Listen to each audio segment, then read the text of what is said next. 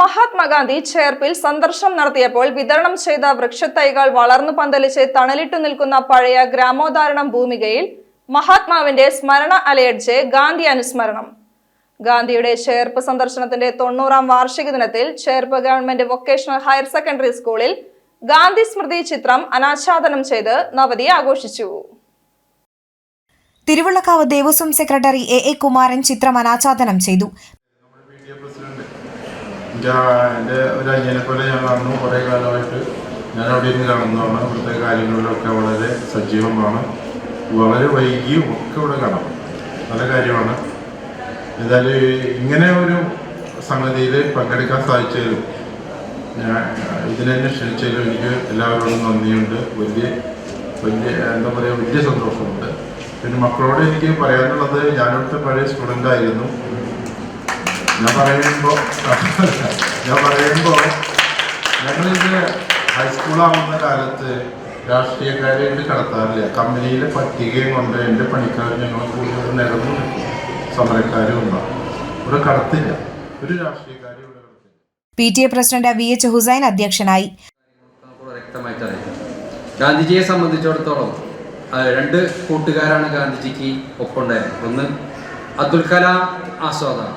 അബ്ദുൽ കലാം ആസാദിനെ സംബന്ധിച്ച് പറയുകയാണെങ്കിൽ സ്വാതന്ത്ര്യ സമര സേനാനിയാണ്, ഒരു പരിഷ്കർത്താവാണ്, ഒരു നവോത്ഥാന നായകനാണ്.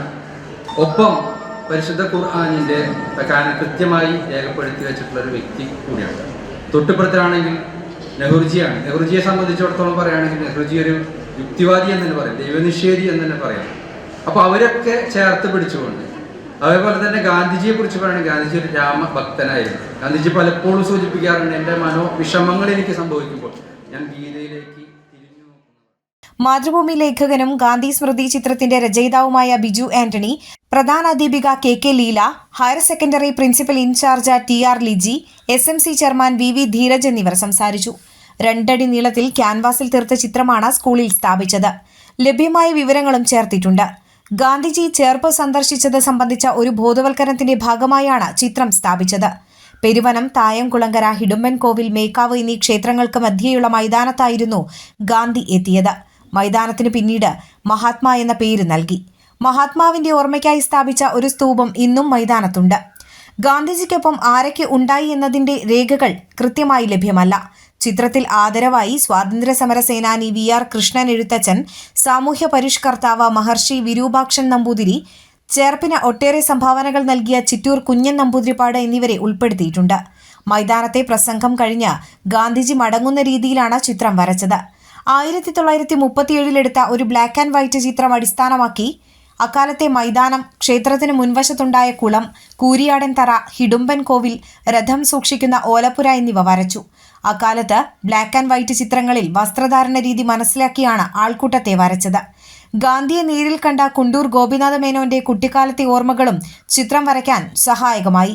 അദ്ദേഹത്തിന് 6 വയസ്സുള്ളപ്പോഴായിരുന്നു ഗാന്ധിയുടെ സന്ദർശനമെന്ന് ചിത്രകാരൻ പറഞ്ഞു. ഒരു പാറസ് പ്രശ്നം ഇവിടെ ഉണ്ടായതായി പലർക്കും അറിയില്ല. പുതുതലമുറയ്ക്ക് തീരെ അറിയില്ല. പഴയ തലമുറയ്ക്കപ്പെട്ടവരിൽ പലർക്കും അറിയില്ല. ഇത് നമ്മുടെ ഇവിടുത്തെ ഒരു കാര്യം മാത്രമല്ല, ഇന്ത്യയിൽ പല ഭാഗത്തും ഗാന്ധി സന്ദർശിച്ച ഇടങ്ങൾ ഏതൊക്കെയെന്ന് പലർക്കും അത് അന്യമാണ്, അറിയില്ല.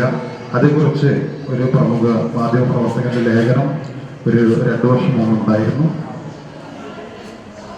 ഇവിടെ മഹാത്മാ മൈതാനത്താണ് അദ്ദേഹം വന്നത്. അതുകൊണ്ടാണ് ആദ്യം അവിടെ സ്ഥാപിച്ചത്. പിന്നെ ഗാന്ധി സന്ദർശനത്തിൻ്റെ ഏറ്റവും പ്രസക്തി ഉള്ള മണ്ണ് നമ്മുടെ ഈ ഗ്രാമോദാഹരണമാണ്.